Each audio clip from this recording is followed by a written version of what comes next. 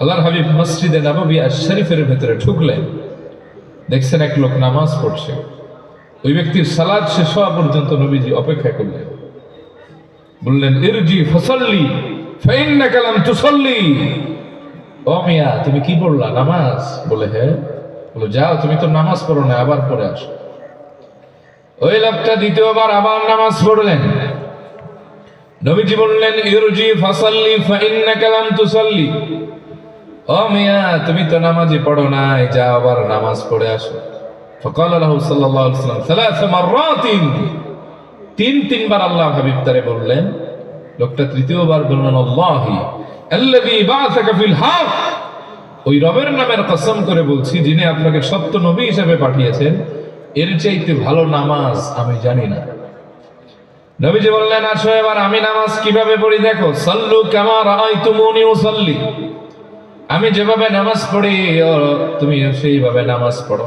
এবার নবীজি তার নামাজ শিক্ষা দিচ্ছেন। সুবহানাল্লাহ কইবেন না? নবীজি বললেন আল্লাহু আকবার বলে হাত বাঁধবা। এরপরে তুমি হাত বাঁধার পরে সানা পড়বা। পারেন?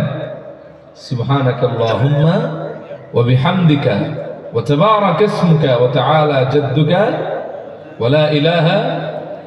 পারেন না আপনারা? কথা নাকি নেই, পাতুন নাকি নেই সাহাবাগণ আপনারা? এরপর আল্লাহর হাবিব বললেন তুমি সূরা ফাতিহা পড়বা। কি পড়বা? এরপরে কোরআন থেকে যতটুকু সহজ ততটুকু পড়বা। এরপরে বিনয়ের সাথে তাড়াহুড়া মুক্ত ভাবে রুকুতে যাবা, কিছু সময় সেখানে অপেক্ষা করবা। এরপরে সোজা হয়ে দাঁড়াবা, সেখানে কিছু সময় অপেক্ষা করবা, দোয়া করবা। এরপরে বিনয়ের সাথে সিজদায় যাবা। সিজদায় গিয়ে তুমি তাসবিহ পাঠ করে 2 সিজদার মাঝখানে বসবা। এরপরে আবার একটা সিজদা করবা। এভাবে ক্রমান্বয়ে নামাজ আগাতে থাকবা। শেষ বৈঠকে তোমার নবীর সালাম দিবা, তাশাহুদে পড়বা আর গুনাহের ক্ষমা চেয়ে আল্লাহর কাছে নামাজ শেষ করবা। এই নামাজ হলো আমি রাসূলের নামাজ। সুবহানাল্লাহ।